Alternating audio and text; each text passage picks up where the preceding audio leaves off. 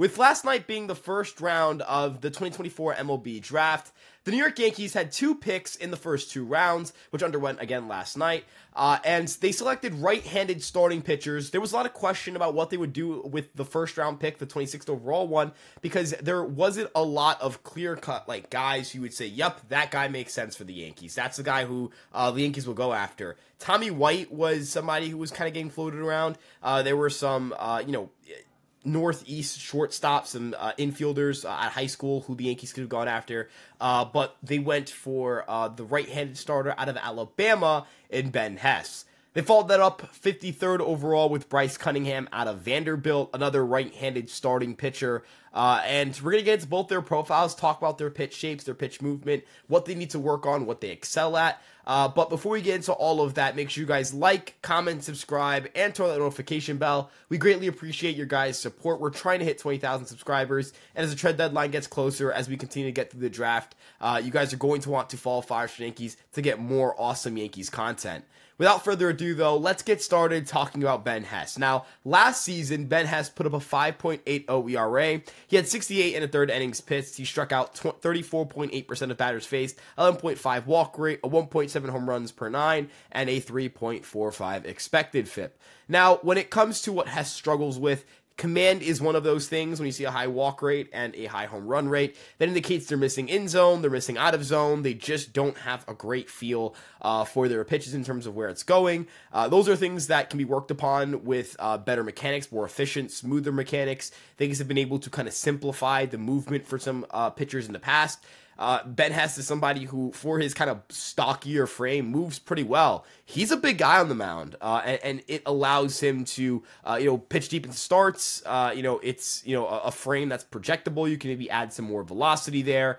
But I was really impressed with the fastball curveball combination here. His four-seam fastball averages over 18 inches of induced vertical break, and on top of that, you're getting over 13 inches of arm side run. Sitting at 93.9 miles per hour, the right-hander has dialed it up to 98 in the past, and I think this is a guy who could get better because, number one, his fastball has some unique characteristics, which we'll get into, and number two, the Yankees develop velocity really well. So velocity is really the one thing he could improve upon to really get to that level in terms of his fastball grades, but he has a lot of the properties. Another property here with his fastball that's really important is it's released from a lower arm slot, so it has a flatter angle when it approaches the plate. Now, that flat angle allows it to miss bats. It's hard to get on top of. It's hard to get the barrel to a flat fastball with good vertical ride, and I think that's going to make him, even deadlier. And the other thing I want to point out is his awesome curveball. That curveball is ridiculous. Negative 16 inches of induced vertical break with 16 inches of horizontal break. That's nasty. That is a true power curveball. It generated a whiff rate over 50%. And I just truly think the Yankees got a very talented pitcher here. Now, we talked about the command, but I also want to talk about the lack of a good slider.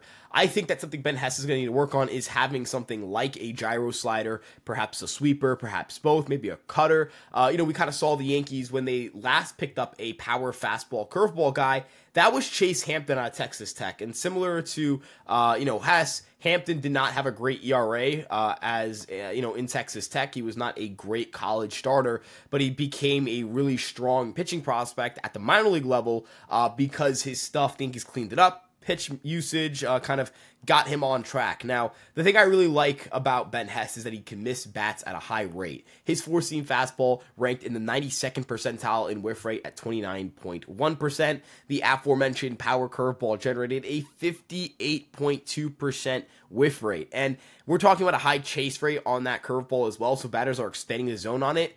It's the kind of pitch I think you can grade comfortably at a 60, 65, 70, somewhere in that range. And that fastball, again, I'm really going to grade that fastball highly. I think that's a strong pitch. He has 2+ pitches. He just needs to find that third or fourth one, and I think he's capable of doing it because he's going into an organization that develops sliders really, really well. And we're talking about developing sliders well. We're talking about, finding that right breaking ball. It's just the Yankees excel at that, right? Chase Hampton, as mentioned earlier, Drew Thorpe needed a breaking ball. The Yankees were able to get him to develop somewhat of a breaking ball. When it comes to Johnny Brito in 23, developing his sweeper, it made him an attractive trade piece. Michael King developing his sweeper, Schmidt and his sweeper. There are a lot of guys who are, even Holmes in his sweeper. There are a lot of guys who have upgraded their sliders with the New York Yankees. And I think that's going to really serve to the benefit of Ben Hess, who, again, that's the thing he needs to work on. Let's get into their second round pick now, and that's Bryce Cunningham out of Vanderbilt. Now, Bryce Cunningham has some really good stuff as well. I think he might have the better fastball between the two. His fastball sits at 94.9 miles per hour with 19 inches of induced vertical break, 10 inches of horizontal break. And that's important because when you compare it to the average pitch released at his release height and horizontal release point as well, it's wicked. It's truly a monster pitch. It generates a lot more ride and run than the average pitch released there. He had a 4.36 ERA across 84 and 2/3 innings, 26.6% strikeout rate, a 9.4% walk rate, and a 1.5 home runs per 9, 3.83 for the xFIP. I think this is a guy who, again, it's just about finding another secondary pitch because his changeup's really good as well. It averages over 20 inches of horizontal break and had a whiff rate above 52%. But he's going to need something of a slider or a sweeper. He could be a sweeper guy because he releases from a 3/4 slot that also has his fastball released from a kind of a lower release height than you would expect from guys that tall. He gets a ton of extension as well. His fastball it's such a good pitch. Gets 7 feet of extension, so 94.9 on average. Well, the perceived velocity is going to be closer to 96 on average. So, when looking at both of these guys, when looking at both of these pitchers, they're guys who have a really good fastball, who have 1+ secondary, and now just need probably a slider, right? Cunningham is somebody who, again, profiles well for a sweeper because of where he releases, could profile well for a gyro slider, could throw a cutter, we'll see. He seems to, pronate very well, so maybe it is just a sweeper, kind of that two-seam grip slider. I could see him maybe developing a second fastball because he does generate runs so well, so maybe, having a sinker for righties, four-seamer for lefties, because the four-seamer does get hit hard, even though it does miss some bats. The changeup for lefties and the sweeper for righties. That kind of mix, I think, could really work. It's kind of reminiscent of the Michael King mix, where it was, fastball, sinker. It was 2 fastballs, a changeup, and a sweeper. Could platoon his pitch as well. I could see that being the route Cunningham takes, but we'll wait and see there. I'm not entirely sure what their development path for him is going to look like, but I know these two are starters. I know these two have plus fastballs. I know that there's at least one secondary pitch in both their profiles that I really like, and I think the Yankees can get the most out of these two guys. These are risky plays for sure. Cunningham and Hess do not have great injury histories or great injury track records. You kind of have to assume that both of those pitchers are they're work in progress guys. They're not MLB ready starters out of college or close to MLB ready just yet. I think in Strucks, the Yankees usually have their pitchers not shut down, but they don't throw in the second half of the year. They just go straight to the complex and get working on pitch design and all that stuff.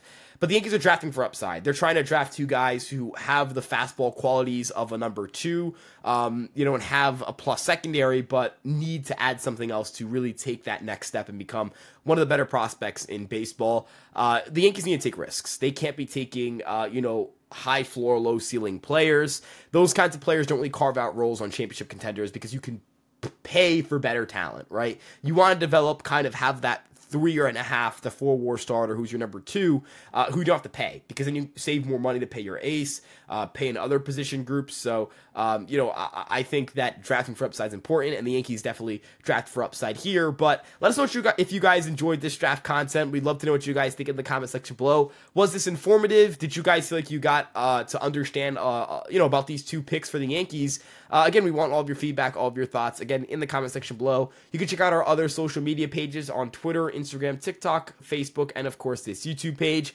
EmpireSportsMedia.com is where you can follow us for our, overall New York sports coverage. You got written coverage there. The articles are great. And of course, you guys can follow me at Ryan Garcia ESM. Thank you so much again for tuning in, and we'll see you guys in the next one. Peace out, everybody.